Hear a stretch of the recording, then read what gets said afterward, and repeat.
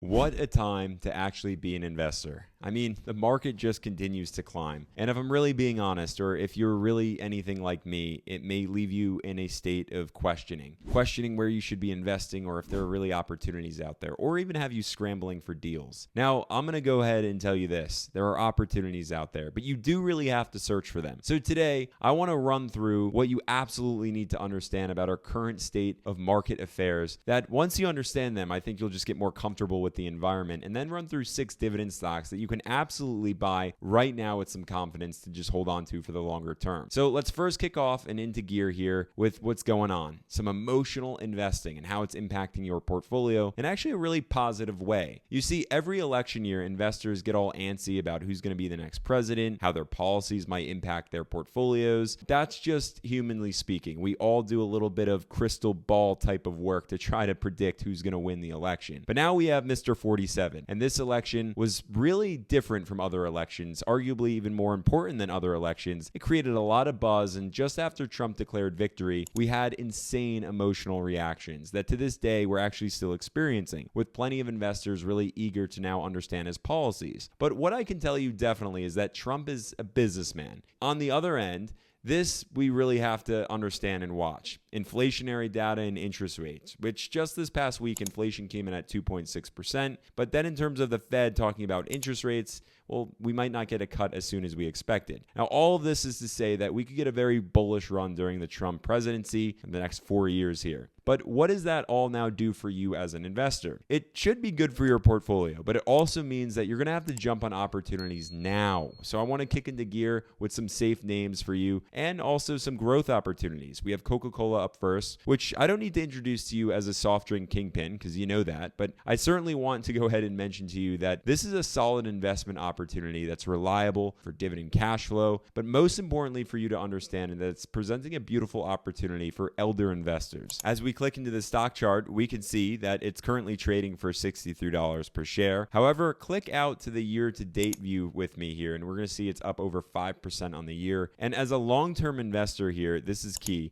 We're going to see, shockingly, almost 20% worth of share price appreciation, which I would imagine most of you wouldn't have expected from a Coca-Cola. But scroll down with me now. This is why I love it. You get Coca-Cola that remains a revenue-generating machine year in and year out. Most importantly, it's also maintaining that incredibly squeaky clean balance sheet with over $97 billion in assets and just $70 billion in liabilities. However, I mentioned it was a lucrative bet here for dividends. So clicking into Simply Safe Dividends, Coca-Cola comes in with a nice safety score in 80 and a 3.08% dividend yield, with its 68% payout ratio that has allowed the company to shell out dividends for, get this, over 104 years now, while still growing that dividend by an average of 7% year over year for the last 20 years. Now, if you want a bit more of a growth-oriented opportunity, because Coca-Cola really, again, is for that elder investor, you should be looking into Caterpillar. It's one for the books, certainly, which is the world's largest construction engine and machinery manufacturer. But with the market winds blowing as they are right now, and a lot of speculation about, again, Trump's policies and how this industry is going to be impacted, we can see that Caterpillar took a bit of a hit and actually trickled down to $387 per share. Now, over the course of the year, it's actually up by over 32%. And click on the 5-year view here. Caterpillar saw over 166% worth of share price appreciation. Now, scroll down with me. We're going to discover that the income statement is depicting a very healthy inflow of capital and a clean balance sheet as well, with assets that far outweigh liabilities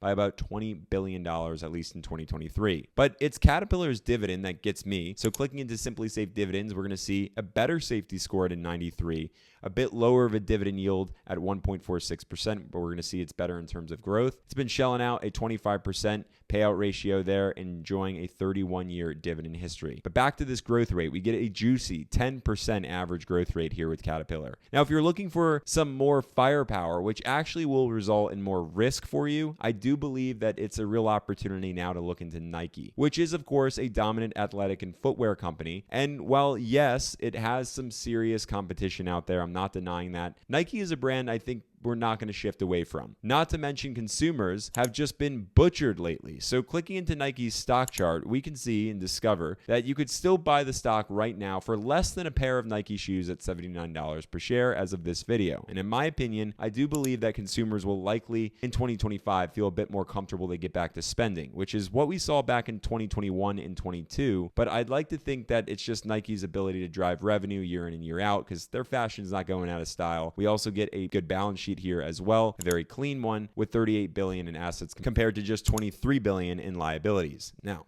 Buffett would say that this is not a great opportunity because of the amount of competition out there and just the overall clothing brands. I mean, they come and go, but let me know what you think down there in the comments about Nike specifically. I'd really love to catch your thoughts, especially as it's a solid dividend investment with a safety score of a 99, a solid 1.93% dividend yield. And check this out, only a 40% payout ratio with 40 years worth of a dividend history and a 15% growth rate there in terms of growth year over year for the last 20-year period. Now that we have 3 dividend stocks down, we have 3 more to go. But before I actually cover them, investors, this is the time that I want to show you that 69% of you are tuning in consistently but not subscribed. So either I want you to comment down below why the heck you're not even subscribed, but you continue to watch every single video that's put out every single week, or just finally subscribe. It will mean a great deal to me and actually tell me that I made the right decision in literally walking away from a corporate job to do this, talk to you about stock ideas and insights. And on the other hand, if you're getting value from today's video, this stock idea video, tap on that thumbs up button. That just lets me know you want more videos just like this. With that said, we'll swing back into it with Stanley Black & Decker. This is the world's largest tool manufacturer, like by a long shot, and one of the largest suppliers to Home Depot and Lowe's, Ace Hardware, and all the alike. To which I just read an insanely interesting article where Home Depot's sales, which were discussed here in this article, that more consumers are in fact coming into shop and they are spending, but they're certainly not spending at previous levels. Now they have the money to spend, they're just not spending. So this correlates actually with what we're now seeing with Stanley Black & Decker,